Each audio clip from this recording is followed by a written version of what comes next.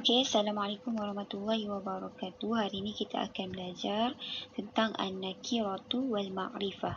Baiklah, apakah yang dikatakan dengan an-nakirah wal ma'rifah? Okey, an-nakirah dan ma'rifah ini hanya untuk isim, iaitu kata nama sahaja. Okey, tidak ada fi'il nakirah dan tidak ada harfun nakirah. Nakirah dan ma'rifah ini hanyalah untuk isim sahaja. Okey, apa dia asma an-nakirah? Okey, sama macam dalam bahasa Melayu. Okey, kita ada kata nama am dan kata nama khas. Macam tu juga dalam bahasa Arab, kita ada kata nama am dan kata nama khas. Jadi, asma'u an-nakirah itu ialah kata nama am. Okey, asma'u an-nakirah, kata nama am. Okey, apa dia pengertian, apa dia ta'rif asma' an-nakirah?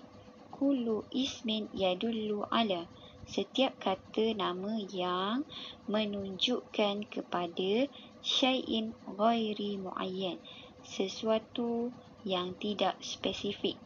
Maksudnya dia bersifat umum. Okey, kita tak tahu mana satu yang dimaksudkan, dia umum. Okey, tengok contoh kat sebelah sini. Okey, yang pertama, kitabun, maksudnya buku. Yang kedua, tiflun, kanak-kanak. Okey, yang ketiga, sayyaratun, kereta. Yang keempat, khitun, kucing. Yang kelima, darajatun, basikal. Dan yang keenam, talibun.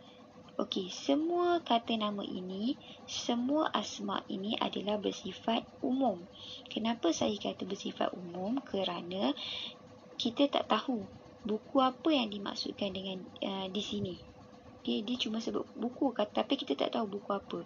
Buku Usuluddin ke, buku syariah ke, buku bahasa Melayu ke, ataupun buku lain. Kemudian kanak-kanak. Kita tak tahu kanak-kanak mana yang dimaksudkan oleh orang yang bercakap itu. Okey, maknanya semua isim ini adalah bersifat umum. Bila dia bersifat umum, kita sebut dia sebagai asma'u an-nakirah. Okey, persoalannya di sini, macam mana kita nak kenal asma' an-nakirah? Okey, senang sahaja. Asma'u an-nakirah dia tidak ada alif lam. Okey, dia tidak ada alif lam di hadapan. Okey, asma' an-nakirah dia bersifat umum. Okey, cara kita nak kenal dia, dia bersifat umum dan dia tidak ada alif lam di hadapan perkataan. Okey. Seterusnya.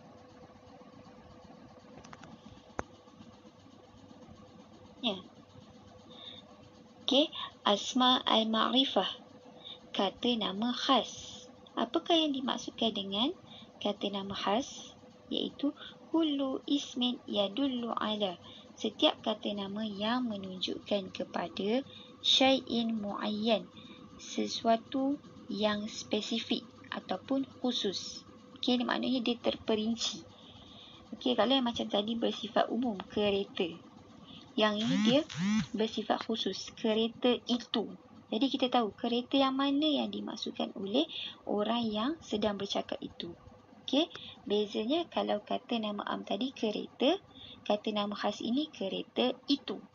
Okey, jadi jom kita tengok apa dia tanda-tanda untuk kita kenal kata nama khas, iaitu asma'ul ma'rifah.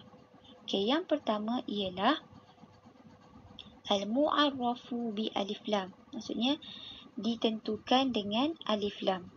Okey, tanda yang pertama ini adalah asma'ul ma'rifah, dia ada alif lam. Jadi, semua kata nama yang kamu nampak ada alif lam di hadapan, maknanya kata nama itu ialah asma'ul ma'rifah, kata nama khas. Yang kedua, asma'ul isyarah, iaitu kata tunjuk. Okey, contoh yang diberi pada kamu di sini adalah haza, bermaksud ini. Okey, ada banyak lagi kata tunjuk yang lain. Kamu boleh Google ataupun saya tulis di sini. Okey, selain daripada haza. Okey, haza ni.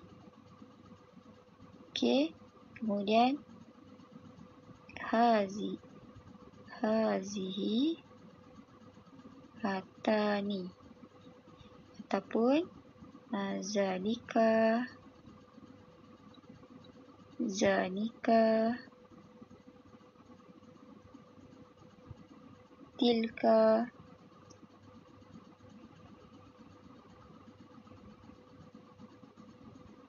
tanika. Okey, ataupun ada lagi ulaika ataupun ulai.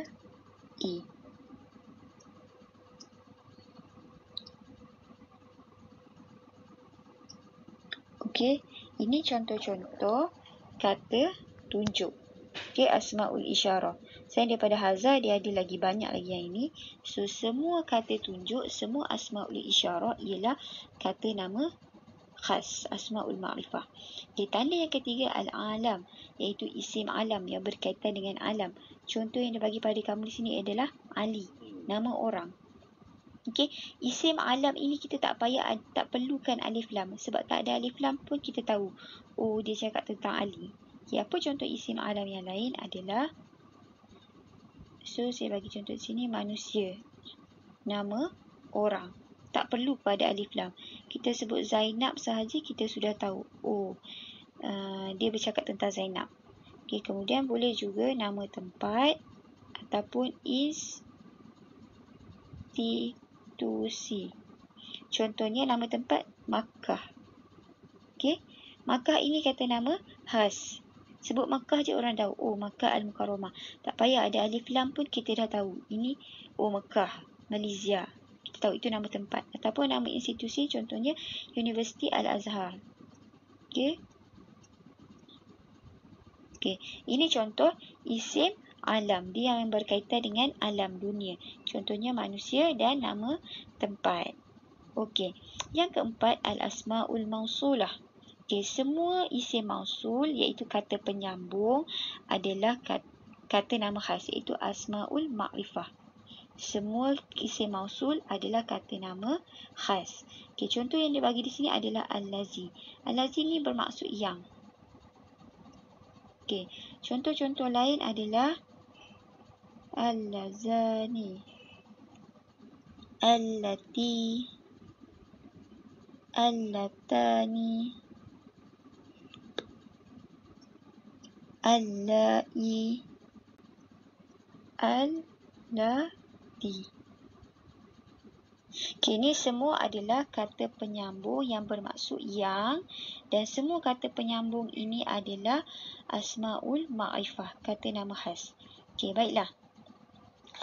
Seterusnya, al-dhamair. Al-dhamair ini adalah kata ganti nama diri. Okay, satu perkataan yang kita gunakan untuk menggantikan nama orang tersebut. Okay, dia boleh guna untuk mengganti nama diri manusia, benda ataupun binatang. Okey, jadi yang dia bagi contoh pada kamu di sini adalah huwa. Okey, sebenarnya kata ganti nama diri ni ada banyak lagi. Contohnya huma, hum, hiya, huma, hunna, anta, antuma, antum, anti, antuma, antuna, ana, nahnu. Okey, itu semua kata ganti nama diri. Okey, dan ada lagi kata ganti nama diri yang lain.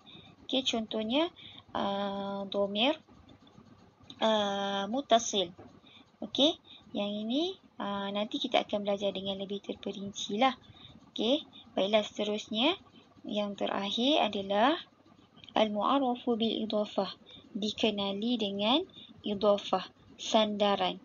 Okey, maksudnya sandaran ini bermaksud dia terdiri daripada dua perkataan ataupun lebih. Okey, dan biasanya dia adalah gabungan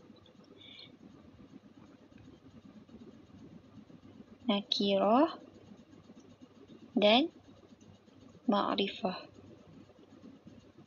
Okey, macam mana kamu nak kenal idhafah ini? Dia biasanya adalah gabungan nakirah. Okey, dia gabungan nakirah dan ma'rifah. Okey, kitabu ini buku. Dia tak ada alif lam, jadi dia isim nakirah, kata nama am. Dan Ali ini adalah isim alam, macam saya kata tadi. Manusia, nama manusia. Jadi Ali ini adalah ma'rifah. Bila bergabungnya nakirah dan ma'rifah, automatik perkataan ini menjadi asma'ul ma'rifah, kata nama khas. Okey, sandaran ini kerana apa? Kalau kita sebut kitab sahaja, buku ini bersifat umum. Kita tak tahu buku apa, buku siapa. Jadi bila kita masukkan ali ini disandarkan kepada buku ini, jadi menjadi kitabun aliyin, automatik kita akan tahu, oh, buku itu adalah buku Ali. Buku yang dimaksudkan itu adalah buku Ali. Dia terus bertukar daripada, kalau kitab sahaja dia bersifat umum, buku. Kita tak tahu buku yang mana, buku siapa. Tapi bila ada Ali, automatik dia menjadi spesifik ataupun khusus. Dia tertentu. So, dia menjadi kata nama khas. Okey, itu sahaja untuk asma'un nakirah dan asma'ul ma'rifah. Wallahu a'lam.